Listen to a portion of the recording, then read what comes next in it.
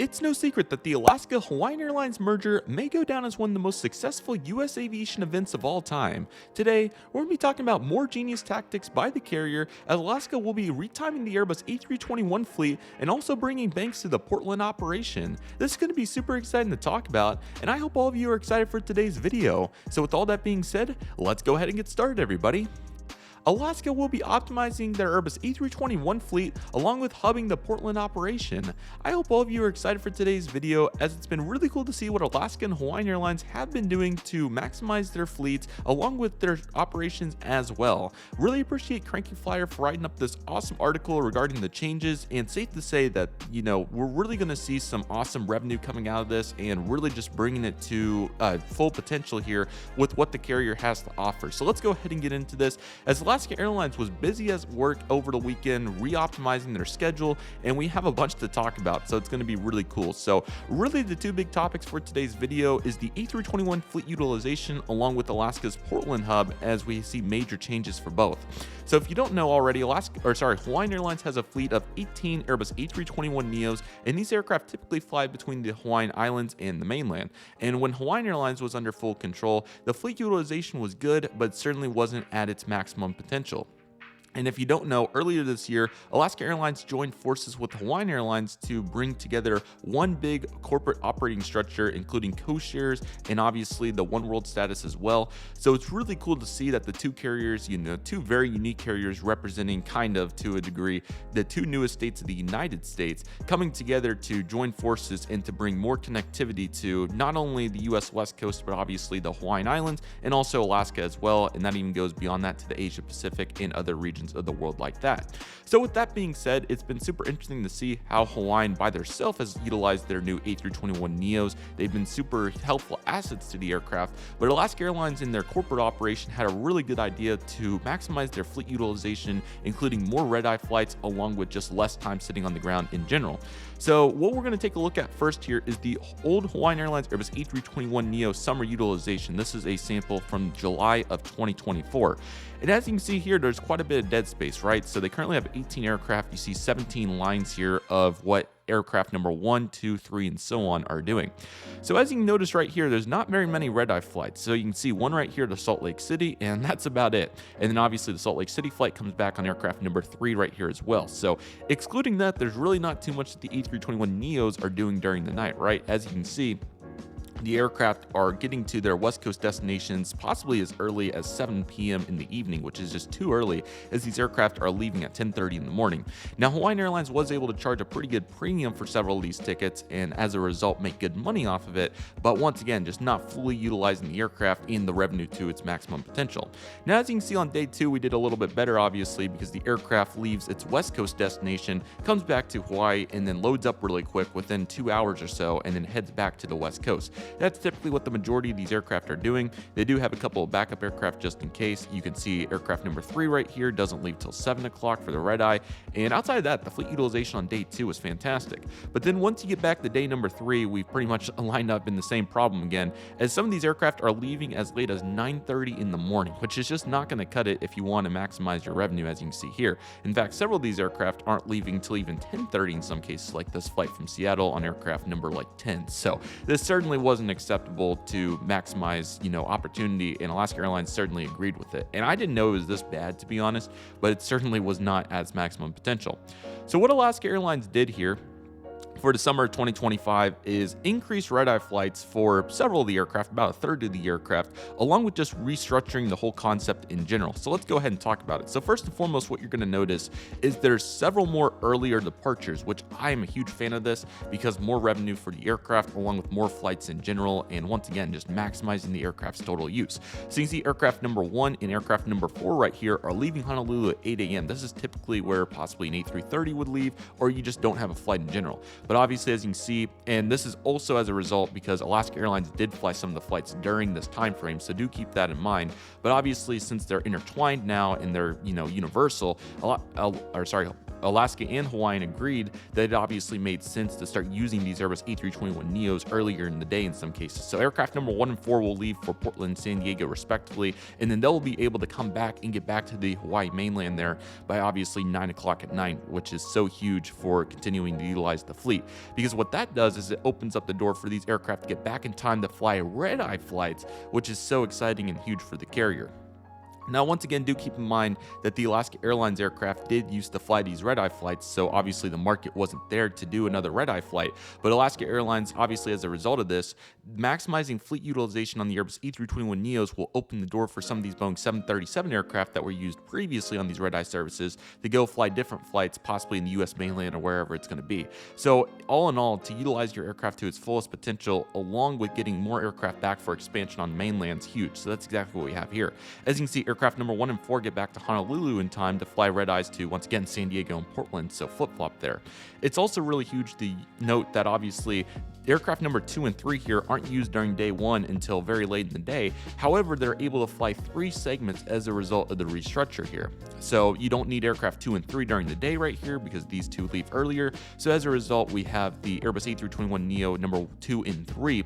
As you can see right here, what they do is they leave at night on day number 1, get to their destination, in this case Salt Lake City and San Francisco, and then they have a short ground time, about 2 hours, and then they load back up, they come back to Hawaii. As you can see right here, one of them goes to OGG and the other one comes to Honolulu, and within an hour or so, these aircraft load up once again, and then they head out to more destinations. So as you can see right here, they get 3 flights during the day, which previously was not possible without red-eye segments. And once again, this opens the door for more connecting opportunities and so on with the Alaska Airlines, the large network that can be found at airports like Oakland and San Jose.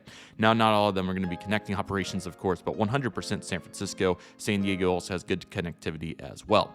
But once again, let's go ahead and take a look at the rest of the aircraft here, aircraft number 5, 6, 7, and 8. You can certainly tell right here that the utilization is just so much better. Let's take a look at aircraft number 4 a little bit more in depth here. So it flies 2 flights on day 1, and then on day 2, it flies 3. So you can see here it goes to Portland. We do have a little bit of a ground time here, but you obviously don't want to overfly the aircraft, otherwise it has to go to maintenance, so this is really smart in my opinion. And then obviously within 4 hours, it's back in the air, sits on Honolulu for a little bit, once again to not overdo it on the aircraft, and then by the night, it's flying a red-eye to San Francisco, sits for only 2 hours, and then comes back to OGG, which is so huge. Now, do keep in mind that the pink is Honolulu, the blue color is Lahui, and then you have the orange color is OGG, and then Kona should be somewhere in here. Kona is also in blue. So you can certainly see here the utilizations, primarily Honolulu, but there is quite a bit of Kahului here as well, which is really fantastic to see. Now let's get down to these other aircraft here, aircraft 7 through 18 or whatever the correct number is.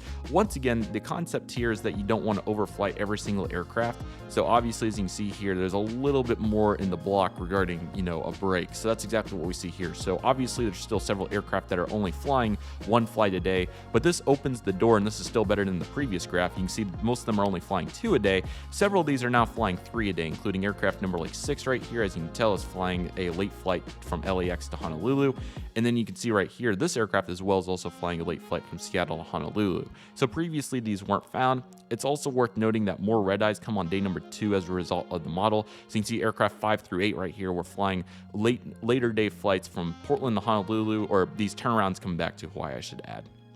Portland to Honolulu, Lahui to Oakland, San Diego to Honolulu, San Francisco to Honolulu, and LAX to Honolulu. These aircraft were previously flights even on E330s for Hawaiian Airlines, but as you can see here, it really helps now that they have more ability since the A321neos are already on the West Coast by this time.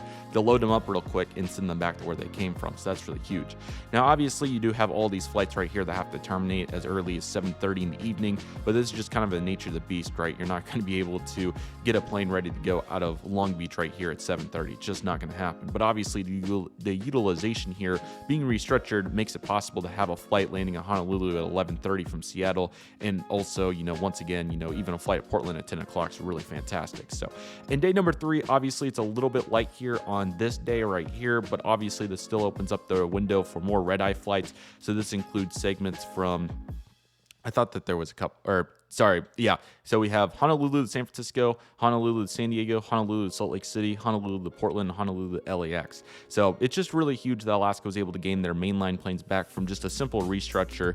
And while this may take the aircraft to maintenance faster, I do think overall this will be a long-term huge benefit for the carrier to pretty much gain like 5 new aircraft in their fleet essentially from just one simple restructure of one aircraft type. So really big fan of this, and Hawaiian Airlines really did a good job. This is really fun to see. So overall, it's really strong. Here's some additional information here regarding the block hours. So this really just tells the story, right? So previously here, as you can see, in summer of 2024, starting in June, we were about slightly under 200 hours for the fleet utilization time. But as you can see right here, starting on April 1st, so additional 2 months sooner, and then even June 1st, you can see that the time is up by over 15%. So we are even in the 225-hour range, which simply is huge regarding the future of utilizing these aircraft and having more options for your customers. So overall, I'm a big fan of this. They pretty much added 5 planes to their fleet from this simple change, and it's really cool to see this highlighted to the public media. So very happy to see that, and overall, it's really strong to see that. There's also some additional information here. Feel free to read it. But as you can see, 230 hours a day is really cool to see. And you can see additional information here about the long-time aircraft sit as well. So that's kind of the situation that we have going here. The next topic that we definitely are going to talk about is Portland getting banked. And if you don't know what a bank is, this is when a legacy airline like American, Delta, or United brings all their aircraft into a hub airport at once, and then they all leave at once. So a great example of this would be American Airlines at Dallas-Fort Worth. They have 3 major evening banks. I don't know times completely off the top of my head, but I think it's like 6 o'clock, 8 o'clock, and 10 o'clock, or whatever the times will be. All the aircraft come in at 5, 7, and 9, or whatever times they would be, and then within an hour they all leave and go out to their destinations. And then you have what another type of airport's called, and that's going to be a rolling style hub, where it's just like Southwest at Dallas Love Field. A flight will come in every 5 to 10 minutes or so, and this will continue all throughout the day. And this is really nice for airport resources, as you don't have to have as many ground crew along with GSC personnel there at the same time, but it doesn't make as much money because the flights are not optimized for every single airport to have connecting opportunities within less than an hour. That's what Portland was here for Alaska, and they did really well with this. Quite frankly, they did do a really good job being able to utilize their load factor to its maximum potential. But at the end of the day, it simply was not effective for connections to its fullest potential, and also left so many 3-hour connections to where people would just go through Seattle instead. Obviously, with the current landscape here, Portland, has been undergoing a large airport expansion for a long period of time. And you can see here, this is a really great graph. So really appreciate Visual Approach Analytics for making this here, whoever made it. But as you can see right here, it was just more of a rolling, obviously 7 o'clock, and there was some peak departure times, but most of them were anywhere from 6 to 10 throughout the day, which obviously just wasn't going to cut it. But as you can see here with the new gray lines, as you can see, there are 5 major banks, including 7 a.m., 10 a.m., 2 p.m., 5 p.m., and 9 p.m. And what this is going to make out of this is more efficient connections and being able to bring more people through Portland. So if you go in to look at a flight, there might be a 3-hour layover from Medford to Boise through Portland, but only an hour through Seattle. Now you have both the options of Seattle being banked, along with Portland also having that 1-hour layover as well. So this is a really huge change here at Portland, and certainly will maximize the revenue. Now, they're probably going to have to get some more employment here at Portland to make this work, because obviously a rolling hub doesn't need, that much ground personnel. And with the additional expansion complete, now they can handle all these aircraft at once. The majority of the legacy carriers, the most successful ones, especially Delta and Atlanta, for example, they obviously have all this. Now, it's going to be a little bit tough for them to set this up here at Portland. They're going to have to drastically change the structure, because obviously you're not going to need 27 people or 27 planes worth of employees here at 9 o'clock relative to 8. But they did do a really good job, keeping some flights here so they don't completely lose it all. But one could assume that you're probably going to have the first bank of people probably be from 5 to, I'm just taking an assumption, probably 1 o'clock, and then the next one comes in at 2 and then works till 8 or 6 or whatever, and then obviously one last portion there. So they'll be able to make it work, but this is really huge to optimize efficiency. Was there another graph here? No. Okay, so it just goes into some additional frequency changes. With this, there's also some really cool up gauges as well. So you're going to see several cities, 2 additional flights from Portland to Anchorage and Medford, Oregon, for example. And you'll also see new daily flights to Austin, Bend, Sacramento, Salt Lake City, and Vancouver out of Portland. You'll also see similar frequencies to what you saw previously, but for example, that's going to include Boise losing a daily flight, but there two of the additional flights will go from an ERJ 175 to a Boeing 737. Technically speaking, the seats are up, and that's really cool. Spokane, really good as they continue to stay with the same frequencies, but 2 of the flights are now 737s. So more people are going through at the right time, and as a result of this, you're going to push more people through the operation. So I'm really impressed with what Alaska Airlines is doing. If you've kept an eye on their corporate stock along with all the news, it's certainly been really fun to see them accelerate from this move here with the Hawaiian Airlines. I'm really impressed with what they've done to go in there. Obviously Hawaiian can only do so much by themselves to, this was what they thought was reasonable, and that's what they rolled with. But Alaska Airlines management got in there and said, we're not doing this. We want your aircraft to be fully maximized. So that's what they did. And the good part about this too is there's still some safety net. Obviously these first 5 aircraft are just going all at it. So these will be going to maintenance quickly. So obviously it will kind of translate up, and the planes will keep moving through the schedules.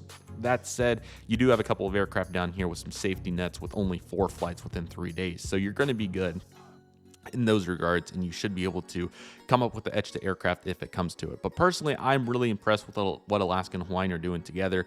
I would like to continue to see additional moves. I'm sure that we might see possibly an A330 restructure at some point. We obviously did see those new flights that Hawaiian did announce from Seattle to Tokyo and Seoul, I believe. So I think we're going to continue to see more of that, and I think we'll continue to see the efficiency optimized at Honolulu as well. So I'm eager to see what those will look like too.